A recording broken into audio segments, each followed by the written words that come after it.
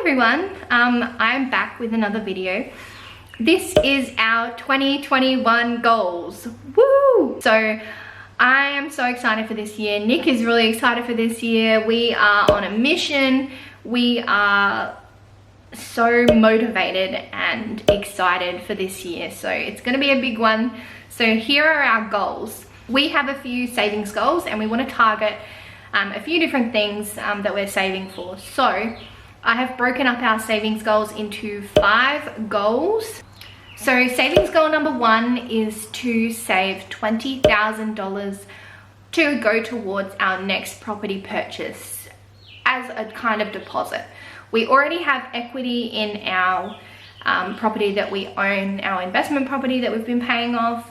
So we have a little bit of equity in there, and yeah, we'd like to save $20,000. This will likely go towards the purchase of land and should act as a good deposit. If we can get more, we will, but at this stage, that's our goal. $20,000 for our next property purchase. Okay, so savings goal number 2 is to save $25,000, and this is to go towards the purchase of a new car. So we were planning to maybe buy a new car in 2021, but since we've been looking and deciding on what we wanted to buy, we will be purchasing in 2022 for sure, because our budget has gone up for it. We've found something that suits, and it suits in every way possible. The price is just painful. So we will be working towards that, and we will not be purchasing unless we have cash to pay for it. So I think it'll be end of 2022, but we'll see how we go. We're gonna have that $25,000 saved this year to put towards it. If we need to, we can also use it if we find ourselves needing a little bit of extra deposit for our property purchase, because that is the number 1 goal.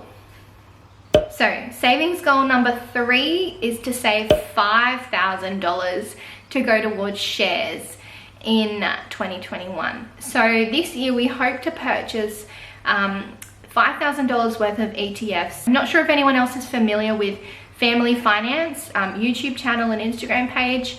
She puts out really informative YouTube videos. I've been following along for a little bit now, watching her videos. I think I've watched most of them, and I really like her content. But I have learned from her about investing in ETFs and using as a long-term investment and letting the investment compound and become worth more and more and more and more. So basically it's a really long-term thing over the course of like 15 to 30 years. So we want to start putting in some money this year. I was fighting with this idea because we do have our house goal, but I think we can spare a little bit to start us off, and I think we will be grateful that we do. So we're going to put in $5,000 and purchase some ETFs and let them just sit there, and we will probably start adding to them in 2022 and adding regularly. That's the plan. So $5,000 to shares. So savings goal number 4, this one is to save $2,000 to purchase new mobile phones. To be honest, I think we'll need a little bit more than that, but I'd like to have $2,000 ready to go if we need it. Yeah, so we need new phones. Nick's is pretty on the way out, like it's really getting to be pretty bad, but mine is not doing too bad. I know that we're gonna need to upgrade at some point this year, but yeah, we're gonna try and be ready for April. I'd like to be ready by April, have the $2,000 there if we need it, just in case Nick's phone really carks it. But if not, I'm going to try my best to push us out until like later this year, for as long as I can, because it just is gonna be more money, and it's just money we don't really wanna spend right now, but we'll see how we go. So yeah, $2,000 to put towards new mobile phones. All right, so savings goal number 5, lucky last savings goal, is to save $2,000 to use as a maintenance fund for our investment property. So we have our house. If you watched the introduction, you'll know we have a house. It's located in another town, 4 hours away. We're paying off the mortgage. We have a tenant in there at the moment, so we want to have an emergency fund for that property only that will be used for maintenance, any emergency repairs, anything like that. So we're thinking $2,000. It's a solid home. We never had any problems with it in the year that we were living there. We're hoping that $2,000 is enough. If we need more, we can draw on other money. But I think for now, having $2,000 sitting there will be fine. So that's our savings goal number 5, $2,000 for a maintenance fund for our investment property. Just on that goal as well, in the first week of January, and probably with a tiny bit of December money, we've saved $1,200 to put towards that goal. So I'm going to finish that one off and then probably move on to our mobile phones goal of $2,000, get those 2 full, and then move on to our house deposit, $20,000. So basically all 5 goals total $54,000 for the year. That's our savings goal. So it's going to be a big year. I don't think we've ever saved that much in a year.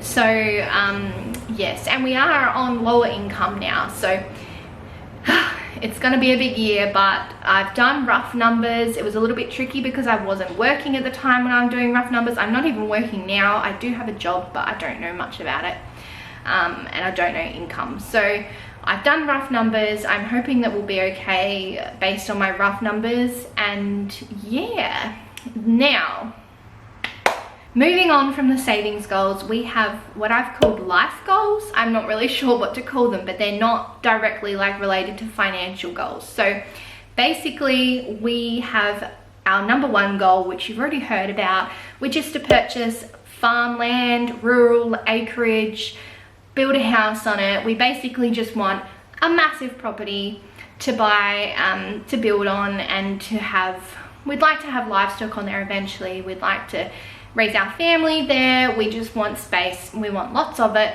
and we don't want to see any neighbors. So that's our goal. It's a massive goal, but it's our like number 1 motivator. It really helps us to stay on track.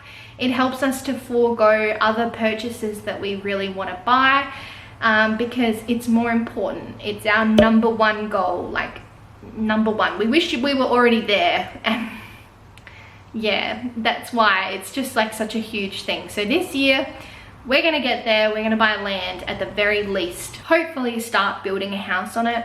But I know that process will take a lot of extra money and a lot of extra effort and planning and time and approval and things like that. So yeah, number 1 goal, buy land this year. We're gonna get there. We're gonna get there. We're very determined to get there, so we'll get there. And now our next goal, which will hopefully help us get there, is for me to start a side hustle. So I have already started 2 really. 1 is in the process of starting and 1 has already started. So basically I will share more when I'm a little bit more comfortable with it all myself, but I do have that goal and I want to make money this year. Like, I want to make extra money. I want us to be more comfortable and have more to save. So I will have extra time because my new job is part-time, which is great. It has actually worked out well. If I didn't already have a plan, I'd be a little bit stressed, but I have a plan, and I've got some amazing people helping me out. So that's the next goal, start a side hustle. I'm doing it already, so hopefully it works out and it becomes a little bit of extra money for us to save. Our last goal is to stick to our grocery budget. So I always shop cheap when we do groceries. I always shop specials. If Nick wants spring rolls and I know they come half price every now and then, I'll ask him if he's happy to wait for them to come half price and we'll get them half price. I'm pretty conscious when it comes to grocery shopping, but I have never ever stuck to a weekly budget. Yeah, so it's a bit tricky. So we did go shopping the other day. We have a $70 a week grocery budget.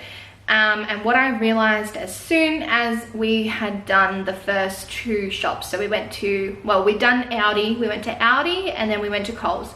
And I only had $15 left out of the $70 to get quite a few things from Coles. And I considered waiting till the next week to just grab a few things, but then I thought I'm just gonna do a fortnightly amount of 140. That allows me to get, you know, stock up. The weeks sort of blend together. You end up making meals that will last, or you buy ingredients that will last for the fortnight. So that's what I'm doing, 140 a week, 140 a fortnight.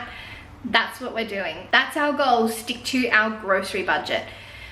It's gonna be hard, but I think being super motivated to save more money, if I have to pull out money from somewhere else to buy groceries, it's just not gonna be a good time. I will be putting some videos out surrounding that and sharing how the budget works, what we buy with it and what we make with it and how long it lasts. So yeah, that's it guys. So we've got a huge year ahead. I'm super duper excited for this year.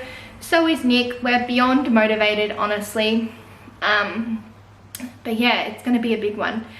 So hopefully you guys will stick around and join us while we save like crazy and budget and really like hustle hard. We've got some big goals and we've got to get there. That's what I always say to people. We've got big financial goals to achieve. We're gonna get there. So I think I would love to share with you guys some of my tips around budgeting, some of my tips around saving money and stopping yourself from buying things. So keep a lookout for some upcoming videos around that. Thanks for watching. I hope you got to the end. I hope you enjoyed it, and I will see you in another video.